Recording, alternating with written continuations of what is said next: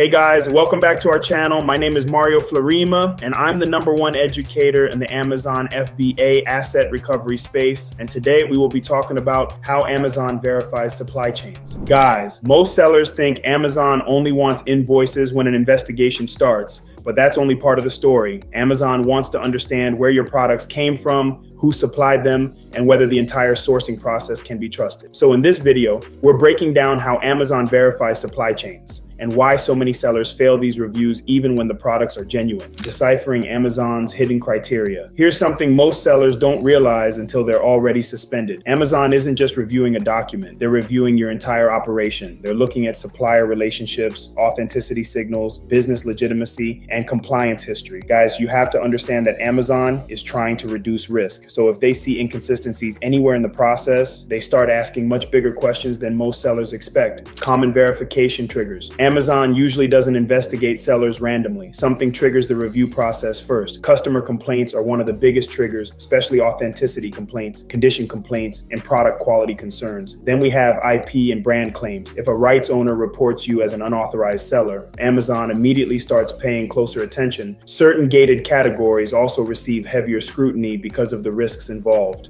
And finally, unusual sales velocity. If sales suddenly spike, but your invoices don't support the volume, Amazon starts asking where the inventory came from. The foundation of supplier authorization. A lot of sellers focus only on whether the product is genuine. Amazon looks at something much bigger, the supplier relationship behind that product. Guys, if Amazon cannot verify that your supplier has a legitimate connection to the brand, problems start quickly. So in other words, authentic products don't automatically mean compliant sourcing, and that's exactly where many sellers get blindsided. This is where many sellers get caught off guard. One business owner was sourcing authentic products from a supplier he had worked with for years. The products were genuine, customers were happy, and there were no quality complaints. But when Amazon reviewed the supply chain, they couldn't verify the supplier's connection to the brand. That changed everything because, guys, Amazon isn't just verifying the product, they're verifying the relationship behind the product, proving full supply chain traceability. This is where many appeals start falling apart. Amazon wants to see a clear trail showing how the product moved through the supply chain, from the manufacturer to the distributor to your business. Guys, if there's a missing link anywhere in that chain, Amazon starts questioning the entire sourcing process. And honestly, even one gap can create a major verification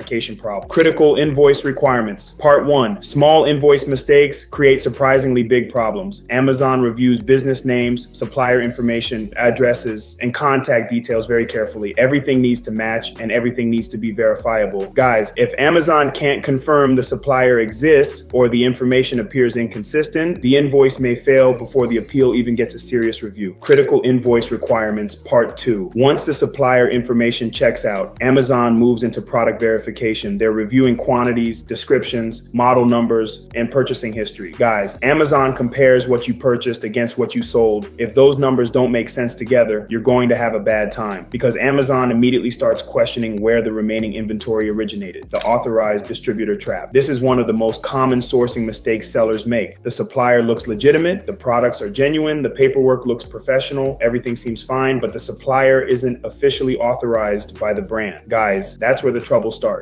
Amazon may reject the documentation even though the products themselves are completely authentic. The power of letters of authorization. When Amazon starts questioning your supply chain, letters of authorization can become extremely valuable. These documents help prove that the brand recognizes your business and approves your sales activity. Guys, the strongest LO as usually come directly from the brand owner. The clearer the authorization path is, the easier it becomes to build trust during a review. Why legitimate suppliers fail. Believe it or not, some suppliers fail Amazon verification even when they're completely legitimate. Maybe the website is outdated. Maybe business records are difficult to find. Maybe Amazon can't verify the information independently. Guys, Amazon does not care how trustworthy the supplier seems to you. If Amazon can't verify them on their side, the entire appeal becomes much harder to win. Common appeal mistakes to avoid. Most sellers don't lose appeals because they lack documents. They lose because of avoidable mistakes. First, using generic templates. Amazon reviewers see those every day. Then there's blaming suppliers, customers, or Amazon itself. Guys, Amazon wants accountability. Incomplete documentation is another major problem. Missing invoices, missing authorization letters, missing details. And finally, file overload. Sending dozens of random attachments usually creates more confusion than credibility. Mastering root cause analysis. Here's the part Amazon cares about more than most sellers realize: the root cause. Amazon doesn't want surface level explanations. They want to know exactly what broke inside your process. Was it poor supplier verification, weak documentation controls, inventory management issues? Guys, if you don't identify the real problem, the rest of the appeal becomes much harder to believe. Immediate corrective actions. Once the issue is identified, Amazon expects action. Affected listings should be reviewed. Questionable inventory should be removed or isolated. Documentation should be updated, and supplier relationships should be reevaluated if necessary. Guys, Amazon wants to see completed actions, not future promises. That's a huge difference. Implementing long-term preventive controls. Fixing today's problem isn't enough. Amazon wants confidence that the same issue won't happen again. That means stronger supplier reviews, better documentation systems, regular compliance audits, and clear internal procedures. Guys, prevention controls often carry more weight than the original corrective actions because they reduce future risk. Building a proactive supply chain system. The strongest sellers don't wait for Amazon to find problems. They build systems that catch problems early. Supplier databases, invoice archives, authorization tracking, regular compliance reviews. Guys, when your records are organized and easy to access, responding to Amazon becomes much easier and much faster. Overcoming international supplier challenges. Sourcing internationally creates additional verification challenges, different business standards, language barriers, customs documentation, and supplier verification issues. Guys, if you're working with overseas suppliers, every document becomes more important because Amazon needs to verify information across multiple countries and systems. RebateKey and off-platform risks. A lot of sellers overlook this completely. If sales activity suddenly spikes because of rebate programs, external promotions, or off-platform traffic, Amazon may start reviewing the account more closely. Guys, when sales volume grows faster than your documentation can support, questions start getting asked, and those questions usually lead back to your supply chain. This is a risk that grows quietly in the background. One seller launched a successful promotion outside of Amazon and sales suddenly took off. Orders increased fast, far faster than normal. At first, everything looked great, but the spike triggered additional scrutiny. And once Amazon started asking questions,